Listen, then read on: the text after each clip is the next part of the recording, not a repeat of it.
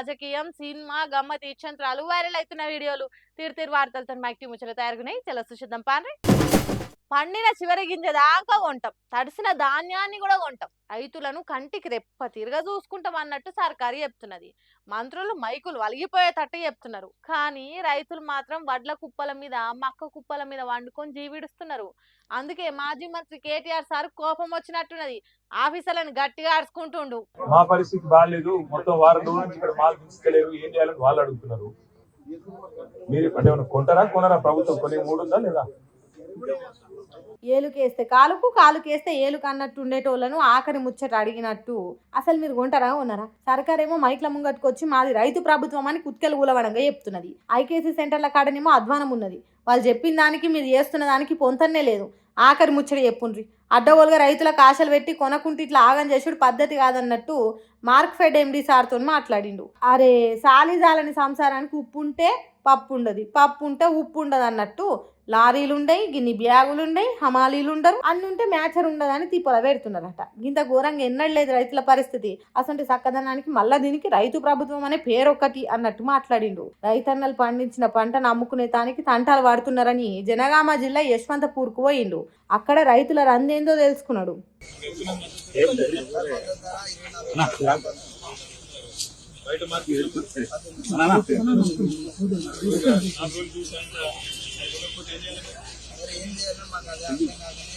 మంచిగానే ఉన్నది కేటీఆర్ సార్ మీరు అడిగే పద్ధతి, కానీ ఈ తిరిగి బీఆర్ఎస్ సర్కార్లో కొనేది ఉంటే బాగుండేది కదా అని మంచిగా ఉండేది కదా సారు. అప్పుడు ఇంత తిప్పలు కాలేదు కావచ్చు, కానీ మీ సర్కార్లో కూడా రైతుల పడిగాపులు కాసిండ్రు కదా సారు.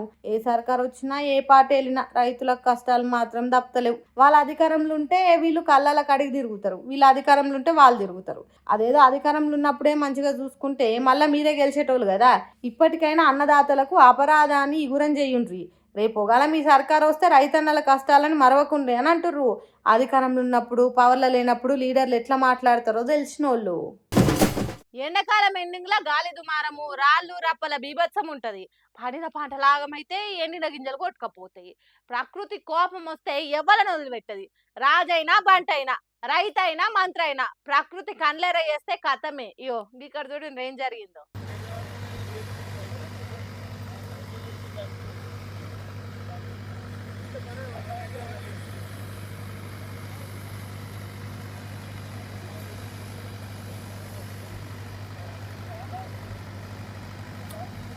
ఈ గాశారం పాడుగాను ఇదెక్కడ అపశకనమో ఏం పాడు. తెలంగాణ ఉప ముఖ్యమంత్రి బట్టి విక్రమార్క సారు భూమి పూజ చేద్దామని అనుకుంటే టెంట్ బట్టలను తీసి పారేసినంత పని చేసింది గాలి దుమారము. ఇంకా నయం డిప్యూటీ సీఎం బట్టి సార్ రాలేదు కాబట్టి ఏం కాలేదు, కానీ అదే వచ్చి భూమి పూజ చేస్తా అంటేనే ఇట్లా జరిగితే ఎంత ఘోరం ఉండునో ఏమో. కాంగ్రెస్ సర్కార్ చేస్తున్న పనులకు ప్రకృతికి కూడా ఇష్టం లేదన్నట్టు చేస్తున్నది. రాజన్న సిరిసిల్ల జిల్లా గంభీరావుపేటలో బయోస్ట్రాటం గ్యాస్ ప్లాంట్ ను ఏర్పాటు చేస్తున్నదట సర్కారు. అవో దానికి డిప్యూటీ సీఎం బట్టి సార్ పోయి భూమి పూజ చేయాలన్నట. డిప్యూటీ సీఎం అక్కడికి చేరక ముందే గిట్లా అయింది. గాలిలో లేచిపోతున్న టెంట్ను అక్కడ ఉన్న అర్చకులు అమాంతం అందుకున్నారు కాబట్టి ఆయనతో నిలిచింది. లేకుంటే టెంట్ సామాన్ మొత్తం తీసుకుపోయి ఏ పెంట బొంద మీద పెట్టినో ఏం పాడు. భూమి పూజ కార్యం వీడియో తీసి వార్తలు చెప్దామనుకున్న విలేకరులు టెంట్ ఎగిరిపోయే ముచ్చట్లు చెప్పాల్సి వచ్చింది. పూజ చేసే విగ్రహాలు కూడా కింద పడేటట్టు అయినాయి. ఇక ఇది చూసినాక ప్రకృతికి కూడా కాంగ్రెస్ పాలన నచ్చుతలేనట్టున్నది. పబ్లిక్ కు మంచి నీళ్లు కూడా ఇయ్యలేకపోతున్నారని ప్రకృతి కన్లెర్ర చేసింది అని అంటుర్రు ఈ ముచ్చట తెలిసిన తెలంగాణ పబ్లిక్. అక్క ఒక్క బిందెని నీళ్ళు ఇయ్యరాదు, మళ్ళా నల్లు వచ్చినప్పుడు మీ నీళ్ళు మీకు ఇస్తా అంటే చుట్టమైతే ఇంటికి రా బుక్కడంత బువ్వ పెడతా గాని నీళ్ళు మాత్రం ఇయ్య. బంగారం రేటు పెరిగింది, అయినా ఓ తులమో ఫలమో కావాలంటే ఇస్తా గాని చెయ్యి బదులుకు ఓ 1,00,000 రూపాయలైనా కావాలంటే ఇస్తా గాని నీళ్లు మాత్రం అస్సలంటే అస్సలే ఇయ్య అన్నట్టు తయారైంది. ఎండాకాలం నీళ్ళ కష్టాల తీరు జగిత్యాల పట్నంలో చూడుండ్రి ఎసొంటి కటకట వచ్చిందో.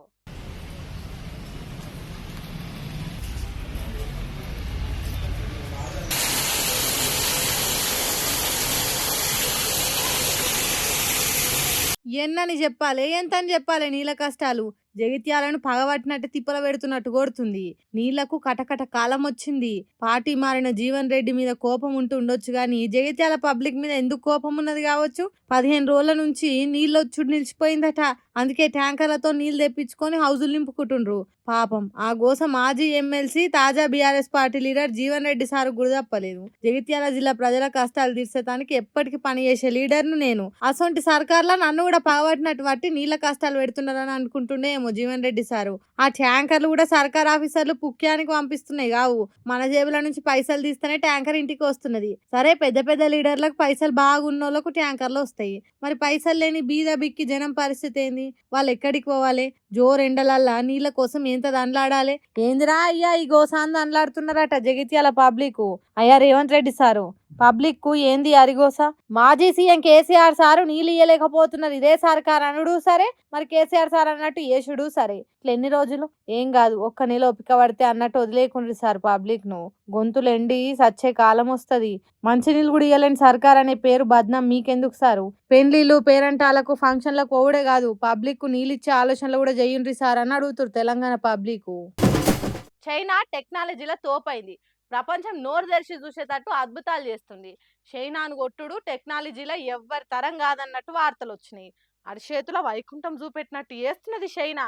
హాహా చైనా, ఓహో చైనా అని పొట్టు పొట్టు ఒగుడుకుంటా ఆకాశానికి ఎత్తినాయి కొన్ని వార్తా ఛానళ్ళు. మరి అది గీ చైనా రోబోకి నచ్చలేదేం పాడు, ఎట్లా చేసిందో చూడండి.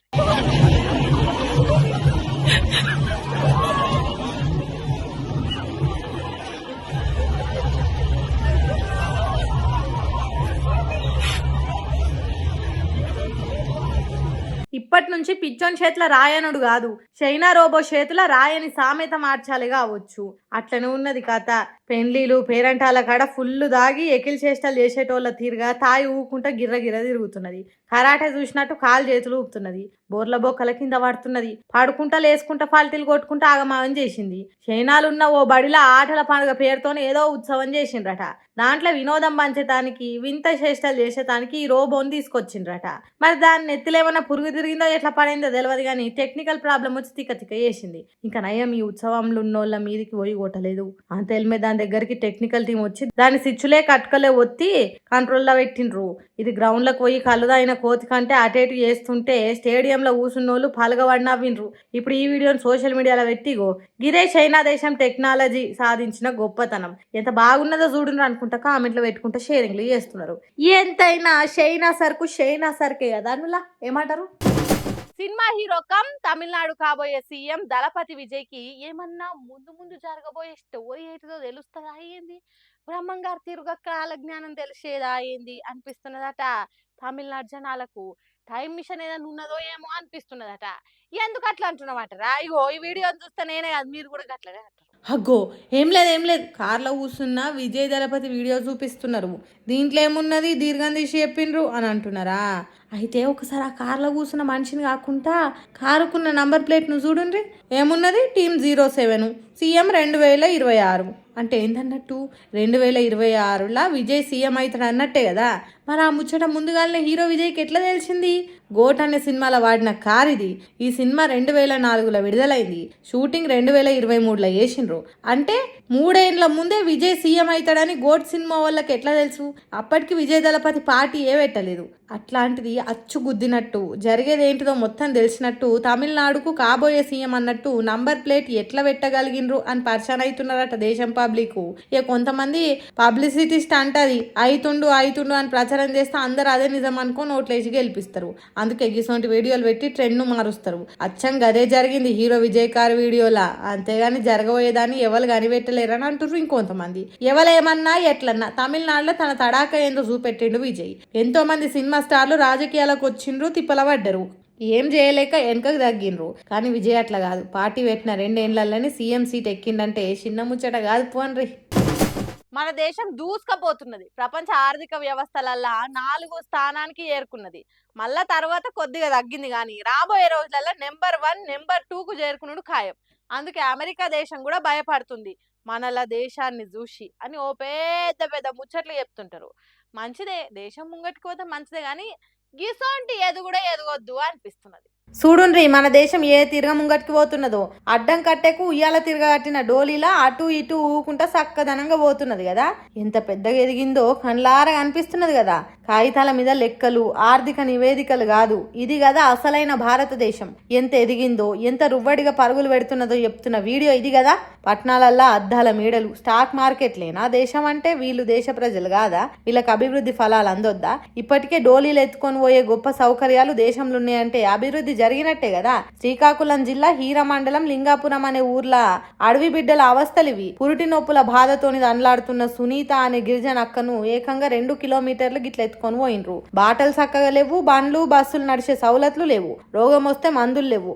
అసొంటి ఊర్లు దేశంలో ఇంకా ఉన్నాయా? ప్రపంచంలోనే 4వ ఆర్థిక వ్యవస్థ ఎదిగిన భారతదేశంలో గిట్లున్నదా అని దునియా దేశాలు పరిశాన్ అయితే కావచ్చు. అందుకే దేశం ముంగటికి పోతున్నది అంటే కాగితాల మీద లెక్కలు కాదు చూడాల్సింది, ప్రజలు పడుతున్న కష్టాలు చూడాలి. వాళ్ళు తింటున్న తిండి, ఉంటున్న ఇల్లు, కట్టే బట్ట, బస్సు, బండ్లు నడిచే బాట, దగ్గు జ్వరం వస్తే అందుబాటులో ఉండే దావఖాన్లను చూడాలి. అంతేగాని ఇటువంటి పరిస్థితులల్లా ప్రజలు దండలాడుతుంటే దేశం 4వ ఆర్థిక వ్యవస్థ ఉంటే ఏంది, ఏక్ నెంబర్ అయితే ఏంది? సార్లు దేశాన్ని రాష్ట్రాలను ఏలుతున్న పాలకులు ఉత్త గాలి మాటలు చెప్పుడు కాదు, డోలీలో కూర్చున్న ఆ అడవి బిడ్డకు ఏమని సమాధానం చెప్తారో ఆలోచన చేయండి.